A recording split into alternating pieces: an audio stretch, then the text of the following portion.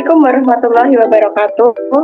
Halo, kembali lagi bersama kami di mata kuliah Media Pembelajaran Akuntansi. Pada kesempatan kali ini kita akan membahas tentang pajak penghasilan pasal 21. Untuk itu, kita harus mengetahui terlebih dahulu apa sih itu pajak penghasilan pasal 21. PPh 21 merupakan kependekan dari pajak penghasilan pasal 21, yaitu potongan pajak yang dilakukan atas penghasilan sehubungan dengan pekerjaan jasa dan kegiatan yang membayar kepada orang pribadi yang merupakan subjek pajak dalam negeri, termasuk karyawan. Pengertian pajak penghasilan atau PPh 21 itu sendiri secara lengkap tercantum dalam Peraturan Direktur Jenderal Dirjen pada nomor per 16/PJ 2016. Kemudian untuk penerima penghasilan wajib pajak pasal 21. Penerima penghasilan yang dipotong PPh pasal 21 adalah orang pribadi dengan status sebagai subjek pajak dalam negeri yang menerima atau memperoleh penghasilan dalam nama dan dalam bentuk apapun, sepanjang tidak dikecualikan dalam per 16/PJ 2016. Penerima penghasilan yang dipotong PPh pasal 21 sebagai berikut. Yang pertama, pegawai yang terdiri dari pegawai tetap dan tidak tetap. Yang kedua, penerima uang pesangon, pensiun atau manfaat pensiun, tunjangan hari tua atau jaminan hari tua termasuk ahli warisnya. Yang ketiga, bukan pegawai yang menerima atau memperoleh penghasilan sehubungan dengan pemberian jasa meliputi A. Tenaga ahli yang melakukan pekerjaan bebas. B. Pemain musik, pembawa acara, penyanyi, pelawak, dan seniman lainnya. C. Olahragawan. D. Penasihat, pengajar, pelatih, penceramah, dan moderator. D. Pengarang, peneliti, penerjemah, dan E. Pemberi jasa dalam segala bidang termasuk teknik komputer dan sistem aplikasi lainnya.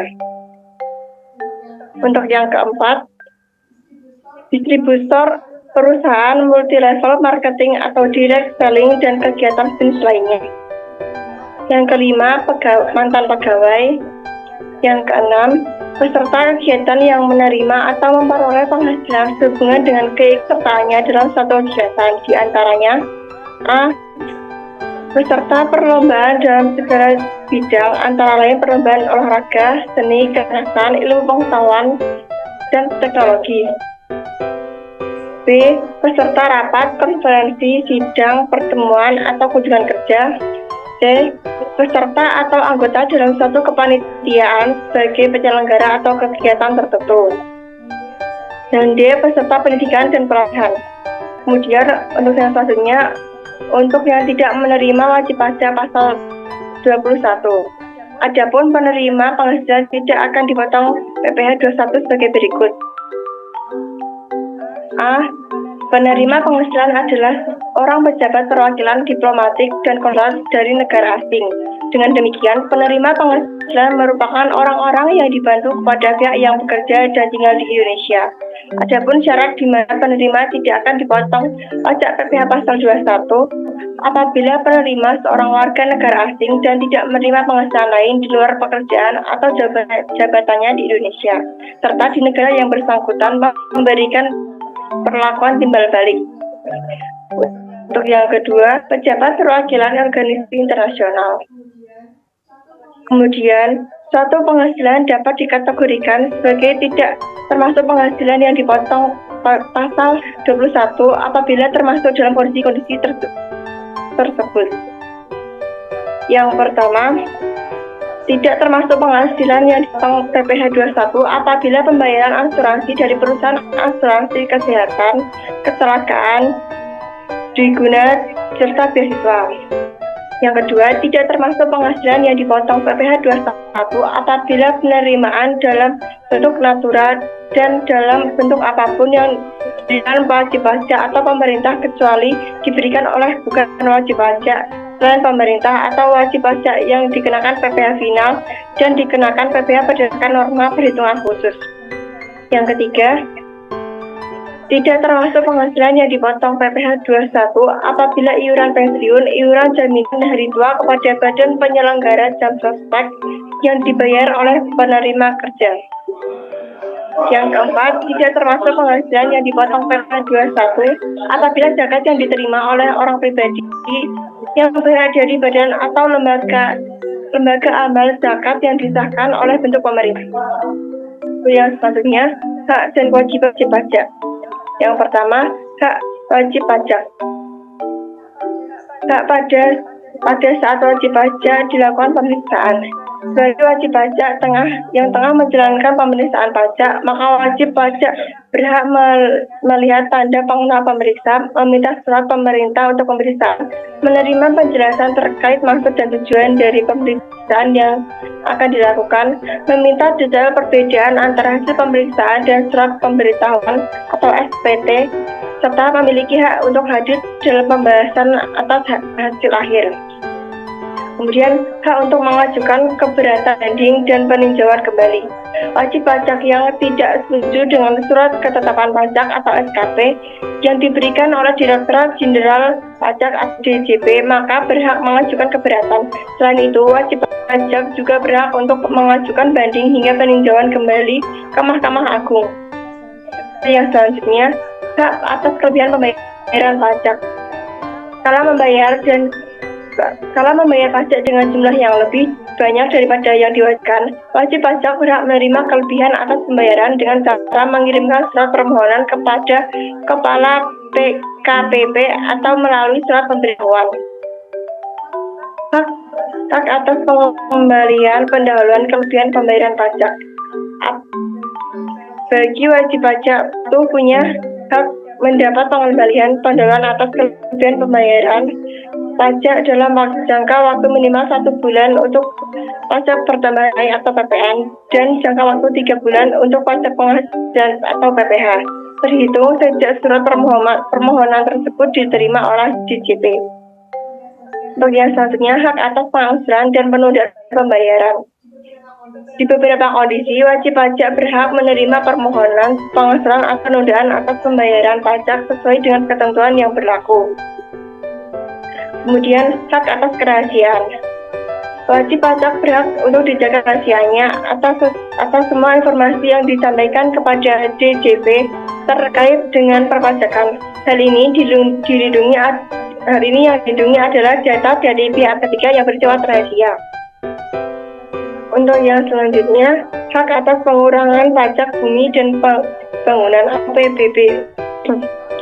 Kalau wajib pajak mengalami kondisi tertentu seperti kerusakan bumi dan bangunan yang diakibatkan dari bencana alam, maka ia berhak mengajukan pengurangan pajak yang terutang atas pajak bumi dan bangunan. Kemudian, hak atas penundaan pelaporan SPT. Wajib pajak berhak mengajukan permohonan perpanjangan atau penundaan pelaporan SPT tahunan PPh orang pribadi maupun PPh badan atas kondisi tertentu. Selanjutnya, hak atas pembebasan pajak. Wajib pajak juga berhak mengajukan permohonan atas pembebasan pemotongan atau pemungutan PPh sesuai dengan kondisi tertentu. Yang selanjutnya, hak atas pengurangan pajak penghasilan PPh pasal 26. Wajib pajak dapat mengajukan permohonan atas pengurangan jumlah penghasilan pajak penghasilan PPh pasal 25 sesuai dengan kondisi tertentu. Yang selanjutnya, hak atas insentif perpajakan. Terdapat sejumlah kegiatan atau barang kena pajak atau BKP yang berhak diberikan fasilitas pembebasan PPN. Beberapa di antaranya yakni pesawat udara, kereta api, kapal laut, atau perlengkapan TNI Polri yang diimpor atau diterapkan sekitar area pabean oleh wajib pajak tertentu. Yang terakhir adalah hak atas pajak yang ditanggung oleh pemerintah. Wajib pajak juga berhak mendapatkan atau menerima hal-hal yang berkaitan dengan aspek perpajakan yang ditanggung oleh pemerintah sesuai dengan ketentuan yang berlaku. Untuk materi barunya ialah kewajiban wajib pajak. Yang pertama, mendaftarkan diri. Wajib pajak harus mendaftarkan diri untuk mendapatkan NPWP di KPP atau layanan kantor pelayanan penyuluhan dan konsultasi perpajakan atau KP2KP. Saat ini pendaftaran NPWP sudah dapat dilakukan melalui daring. Yang kedua, kewajiban pembayaran pemotongan atau pemungutan dan pelaporan pajak. Sesuai dengan sistem self-assessment yang diusung pemerintah Indonesia, wajib pajak yang harus melakukan perhitungan pembayaran dan pelaporan pajak terutangnya sendiri. Yang ketiga, kewajiban dalam hal diperiksa. DP dapat melakukan pemeriksaan pada wajib pajak untuk menguji kepatuhannya dalam memenuhi kewajiban perpajakan. Pemeriksaan ini dilakukan untuk menjalankan fungsi pengawasan dan bertujuan untuk meningkatkan kepatuhan wajib pajak. Yang keempat, kewajiban yang diperiksa. Hal ini meliputi pemenuhan panggilan untuk menghadiri pemeriksaan sesuai waktu yang ditentukan, khususnya jenis pemeriksaan kantor. Kemudian, menunjukkan atau meminjamkan seluruh data yang menjadi dasar serta berhubungan dengan penghasilan yang diperoleh, kegiatan usaha, pekerjaan bebas, wajib pajak, atau objek yang terutang pajak. Nah, untuk yang terakhir, kewajiban memberi data. Wajib pajak mesti menyampaikan informasi orang atau badan yang mengabarkan kegiatan atau usaha, peredaran usaha, penghasilan dan atau kekayaan yang bersangkutan, termasuk juga informasi mengenai nasabah debitur, data transaksi keuangan dan lalu lintas devisa, kartu kredit serta laporan keuangan dan atau laporan kegiatan usaha yang disampaikan kepada instansi lain di luar DJP. Mungkin untuk materi yang selanjutnya akan dijelaskan oleh rekan saya. Penghasilan yang dipotong PPh 21 final. PPh bersifat final artinya seluruh pajak yang telah dipotong atau dipungut oleh pihak pemotong atau pemungut dianggap final atau telah selesai tanpa harus menunggu perhitungan dari pihak fiskus. Berikut telah disajikan beberapa penghasilan yang dipotong PPh 21 final antara lain. Yang pertama, penghasilan berupa uang pesangon yang dibayar sekaligus oleh dana pensiun yang pendiriannya telah disahkan oleh Menteri Keuangan. Yang kedua, penghasilan berupa uang manfaat pensiun, tunjangan hari tua, atau jaminan hari tua yang dibayarkan oleh Badan Penyelenggara Pensiun atau Badan Penyelenggara Jaminan Sosial Tenaga Kerja. Dan yang ketiga, penghasilan berupa honorarium, uang pesangon, uang sidang, uang hadir, uang lembur, imbalan prestasi kerja, dan imbalan lain yang diterima pejabat negara.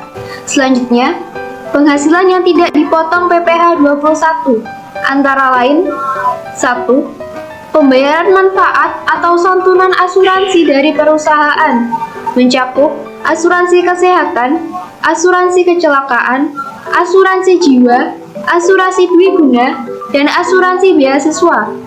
Yang kedua, penerimaan dalam bentuk natura atau kenikmatan yang ditanggung oleh pemberi kerja, dapat berupa fasilitas hunian, kendaraan, dan lain sebagainya. Yang ketiga, iuran pensiun yang dibayarkan kepada dana pensiun yang pendiriannya telah disahkan oleh Menteri Keuangan. Misalnya, iuran hari tua atau iuran jaminan hari tua. 4.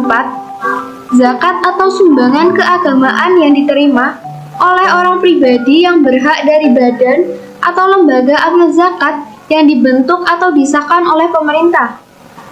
Dan yang kelima, beasiswa yang diperoleh warga negara Indonesia dari wajib pajak pemberi beasiswa dalam rangka mengikuti pendidikan dalam negeri baik pada jenjang pendidikan dasar, menengah, maupun perguruan tinggi.